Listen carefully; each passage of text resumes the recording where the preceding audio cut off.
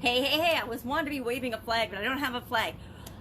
How do you rally around the flag to supersize and grow your business? Rallying around the flag, of course, means to support and come together and show support, especially in tough times, right? To show support for, now it means in this day and age, to show support for anyone or anything in almost any situation. But it didn't start out that way. It actually came from the War of 1812, the Battle of New Orleans in 1815. Andrew Jackson was a general, and he was rallying the troops, and he was trying to get them excited and rallying them around, of course, the United States flag at the time. Now, they went on to win the war, and Jackson became our 7th president from 1829 to 37. I don't know my presidents that well, but the point is, we won the war partly because of that famous speech and his rallying the troops around the flag and getting them excited about the battle that they had to go into and fight. You can now incorporate this into any situation. Actually, during the Civil War, it was used. The phrase was used in a song that got the people fighting for freedom. So anything we're fighting for or anything we're fighting against, we can say we're rallying around the flag. Protesters, marchers, picketers, you often see them carrying signs or flags or banners that people are rallying around. Banners with slogans and sayings that people get excited about, right? I remember at Girl Scout camp. Now I'm trying to think if there's an equivalent to, there's a ton of rallying around the flag examples from corporate America and from my own businesses where we would be getting in a tough time or we'd have a tough order or a tough project and everyone on the team would have to come together to make sure that we got that project done according to plan or on time or to deliver a promise to a customer.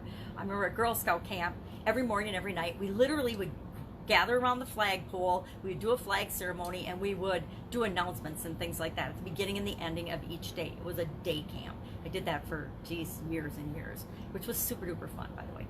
Kids and girls are amazingly fun. You might see rallying around the flag, not gathering around the flag, rallying around the flag with respect to supporting a person, a candidate, a leader, an underdog. Sometimes we gather around and support an underdog, and some of my favorite movies are like the movie Rudy, where we root for the underdog. I'd like to caution that we can stand for something or we can stand against something, and either way we're creating more of the thing we're standing either for or against. So I caution people, especially in coaching and consulting, to make sure that they're standing for what they want and not against what they don't want. Because guess what? If you are standing and protesting against what you don't want, you're creating more of that in your experience.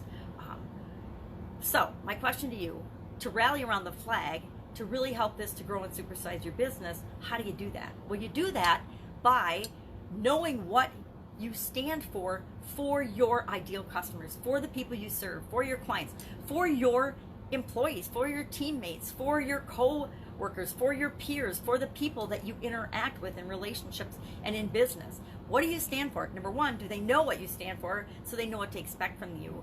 How do you support them, and in what way do you support and stand up for them, and how can they identify with that?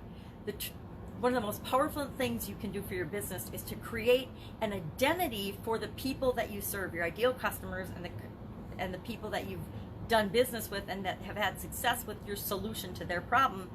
How do they identify themselves after they have worked with you? And if you can come up with a way to describe them, and better yet, how do they describe themselves? How do they feel after they've worked with you, and come up with an identity for that? That will help you supersize and grow your business faster than anything. I think of a couple of business examples that I personally have run into with this. Think of, and you might not even ever heard of it, but there's a not website building, but a not website building, funnel building company, and it's just a software as a service program named ClickFunnels. And Russell Brunson has built this huge, like over 1 million people, organization of funnel hackers, right? That is rallying around a flag, pushing against the old way of doing business, going for, actually more for, they've moved more toward the way of doing business than pushing against the old as they become the number one in their industry, the market leader. they've stopped pushing against, and now they're pushing for the dreams and success of their clientele, their funnel hackers, their ideal customers. I think brands that have raving fans, I think Apple, Harley, Tesla, things like that, it's because they represent an identity that their ideal customers want to aspire to, and they embody that for their customers. So that is the fastest, easiest way to rally around the flag and get lifelong customers and your customers' support and loyalty. Love to know what your experience has been with rallying around the flag. If you've created or if your customers have created for themselves an identity that is really, really powerful for your organization, your business, and your brand. We'd love to hear about that. Share in the comments below. If I can help you in any way, let me know. Otherwise, I will be with you tomorrow with another interesting idiom. What does it mean? Where did it come from? And how might you use it to grow and build your dream business? Have a great day.